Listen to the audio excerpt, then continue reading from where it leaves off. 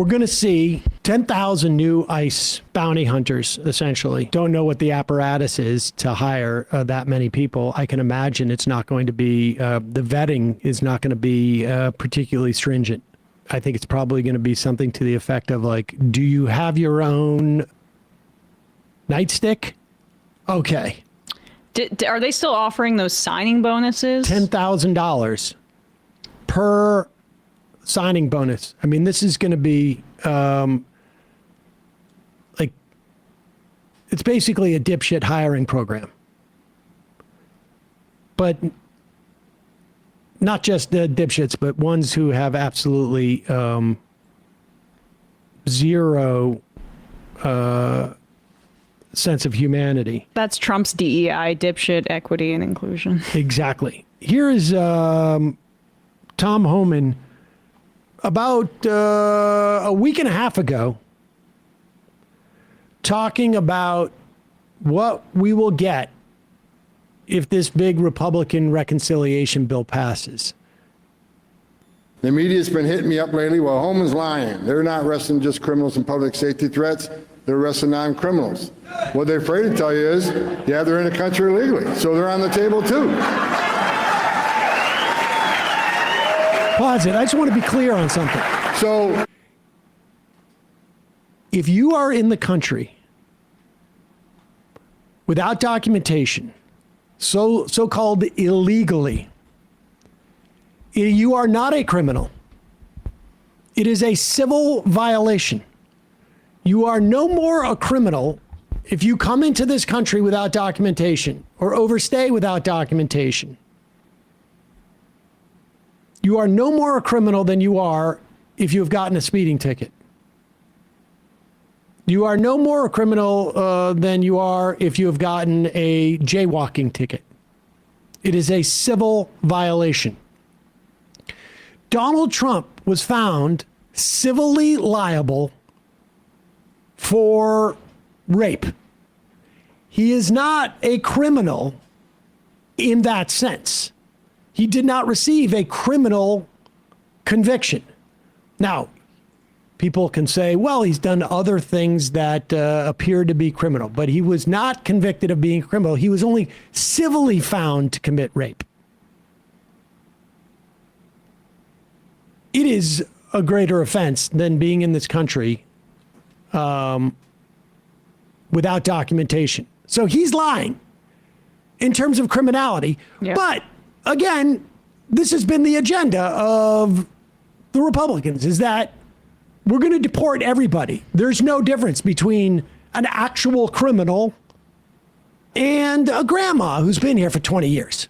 And you should have been able to decipher that, I think, if you were paying attention to politics at all, right? I mean, well, only people who would espouse, who would talk about politics would be paying attention to something like that. But we'll get to that later. But just to be the statistics on this, a 14 times growth in the number of people detained at any time without criminal histories by ICE under this administration for the first 6 months.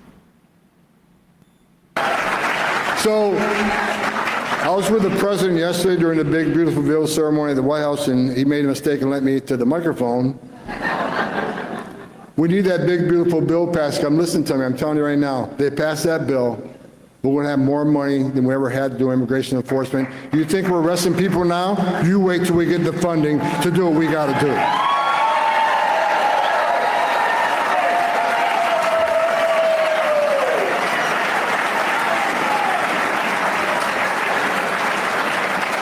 And so when we get that funding, we can put more agents on the field, right? Because we need the money.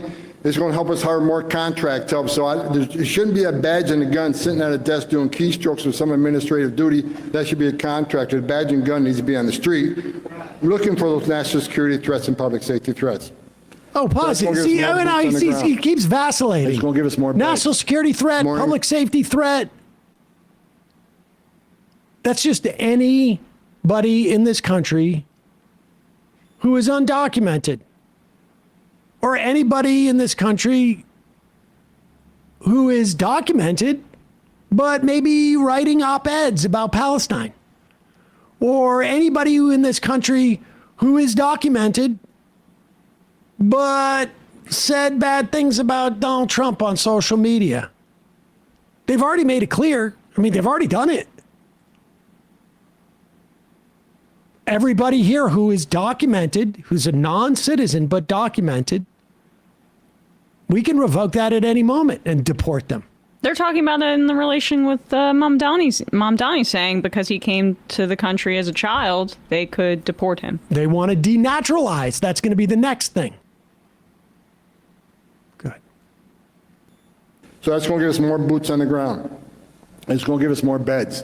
This morning I looked at the beds. We got about 1,400 empty beds. 1,400. We'll fill them by tomorrow. So we're playing this chess game. We got to move people out and put people in. No, we need 100,000 beds so I can fill 100,000 beds, and we're going to move them as fast as we can. But we need more beds so we don't have to. In the morning we say, okay, well, we only got this many beds, so let's only rest this many people. No, we should be coming to work every day saying, get everybody you can get, and we got the bed waiting. That's where we need to get to. This type of talk is so twisted. They're going to fill it with grandmothers, with kids, with parents. They don't care. They are talking about people as if they're cattle. No, he's talking about it as if he's a private prison executive. Yeah. I mean, exactly. That, by the way, just save us the time. And I know that's his audition tape, but maybe somebody else can just put together some compilation of him trying to get a multi-million-dollar contract from a private prison company, because that was a little bit explicit, what he was trying to do there. That's what he's saying. It's a problem that our concentration camps aren't filled to the brim, and there's got to be people that get rich off of that. Now, it is easy to look at the clip that we just shared of Tom Homan speaking at the Faith and Freedom Coalition from 2 weeks ago, saying, we're going to arrest everybody. We're not just going to arrest, rapists and violent criminals. If you are undocumented, you are a criminal in his eyes. If you are even documented and you do stuff that we don't like, you are a criminal in his eyes. And so we're going to deport all these people.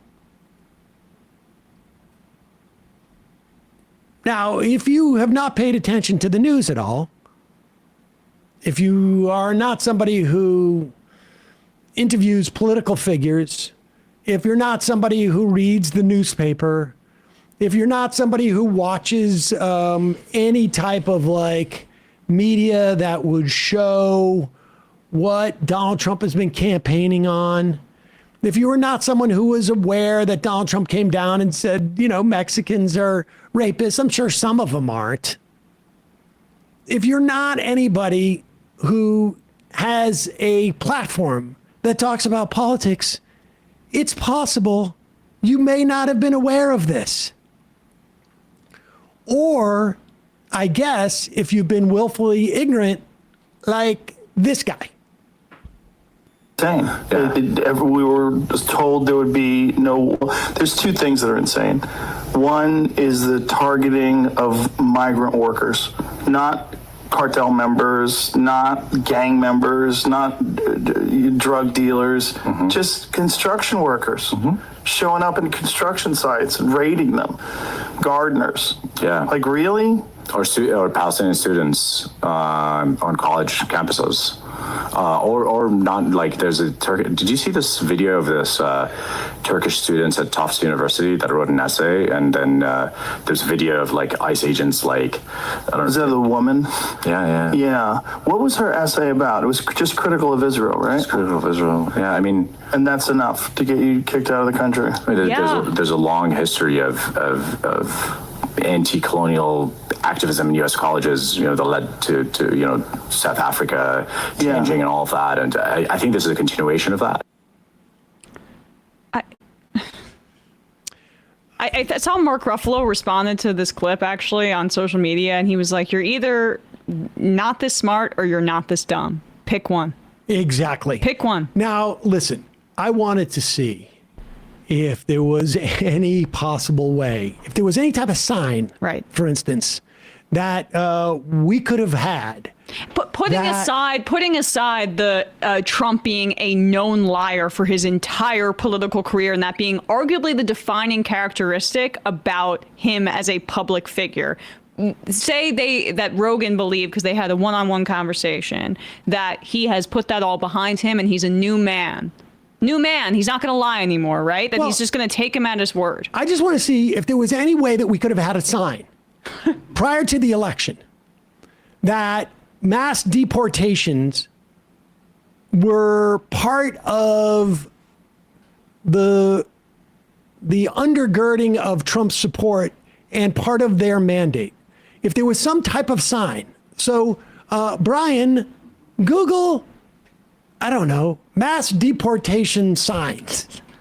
Oh. Way ahead of you there. Oh, Wow. There you go. Let's keep going through here. We're scrolling through it.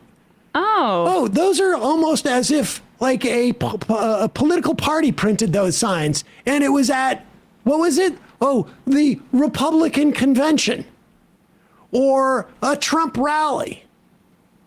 I mean, on and on and on and on and on. That's a sign in the literal sense. I'm sorry. Like this, whatever it is that Joe Rogan thinks is depressing his viewership, and all of a sudden this indignation about this stuff. I mean, people have to understand, he's just a businessman. He doesn't give a shit about any of it. I bet he cares about the tax breaks. No, I bet you he cares about the tax breaks. I wonder if he had no idea that there was going to be tax breaks if Donald Trump got. I had no idea.